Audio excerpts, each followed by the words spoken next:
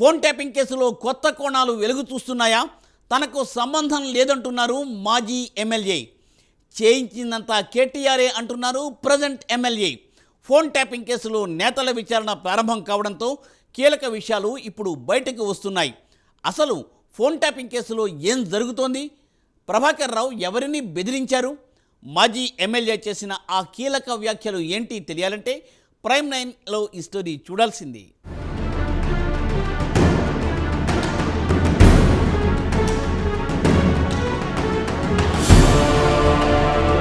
తెలంగాణ రాష్ట్రంలో సంచలనం సృష్టించిన ఫోన్ ట్యాపింగ్ కేసులో రాజకీయ నేతల విచారణ ప్రారంభమైంది. ఇంకా కొంతమంది నేతలకు నోటీసులు ఇచ్చారనే వార్తలు బయటకొస్తున్నాయి. ఈ నేపథ్యంలో ఉమ్మడి నల్గొండ, మహబూబ్ నగర్ జిల్లా నేతలు కీలకంగా వ్యవహరించినట్లు తెలుస్తోంది. ఈ క్రమంలోని 4 మాజీ ఎమ్మెల్యేలకు పోలీసులు నోటీసులు జారీ చేసినట్లు తెలుస్తోంది. ఇప్పటికే బీఆర్ఎస్ కు చెందిన నకరేకల్ మాజీ ఎమ్మెల్యే చిరుమర్తి లింగయ్యను పోలీసులు విచారించారు. జూబ్లీహిల్స్ లోని ఏసీపీ కార్యాలయానికి వచ్చిన లింగయ్యను పోలీసు అధికారులు పలు కోణాల్లో విచారించినట్లు తెలుస్తోంది.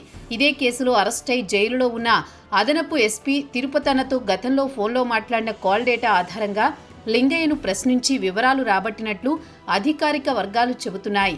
నకరేకల్ ప్రస్తుత ఎమ్మెల్యే వేముల వీరేశం అనుచరులు మదన్ రెడ్డి, రాజ్ కుమార్ ఫోన్ నెంబర్లు లింగయ్య సేకరించి తిరుపతన్నకు పంపించిన విషయమై ఆరా తీసినట్టు సమాచారం.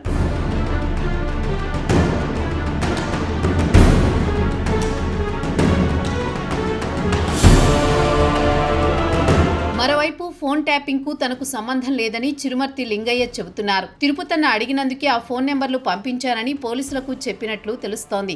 తిరుపతన్నతో గతంలో నాకు పరిచయం ఉందని తెలిసిన అధికారి కావడంతో తరచూ మాట్లాడేవాడినని, మదన్ రెడ్డి, రాజ్ కుమార్ ఫోన్ నెంబర్లు కావాలని కోరడంతో నేను నా అనుచరుల నుంచి తీసుకుని తిరుపతన్నకు అందజేశానని, ఎన్నికల ప్రచార సమయంలో నేను తిరుపతన్నతో మాట్లాడింది వాస్తవమేనని లింగయ్య చెప్పినట్లు తెలుస్తోంది. అంతేగాని ఫోన్ ట్యాపింగ్తో తనకు సంబంధం లేదని అంటున్నారు లింగయ్య. ఫోన్ ట్యాపింగ్ కేసులో కావాలని నన్ను ఇరికిస్తున్నారని లింగయ్య ఆరోపిస్తున్నారు. దీనిపై న్యాయ పోరాటం చేస్తానని చెబుతున్నారు లింగయ్య.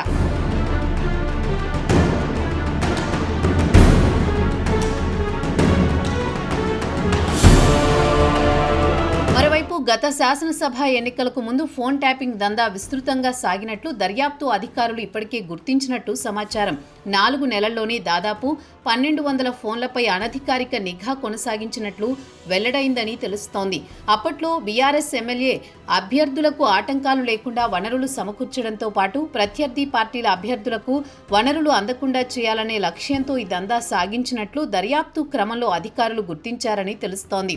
అప్పట్లో పలువురు బీఆర్ఎస్ నేతలు సైతం తమ ప్రాంతాల్లో కాంగ్రెస్ నేతలు వారి అనుచరుల ఫోన్లపై అనధికారికంగా నిఘా ఉంచారనే ఆరోపణలు పెద్ద ఎత్తున వెల్లువెత్తాయి.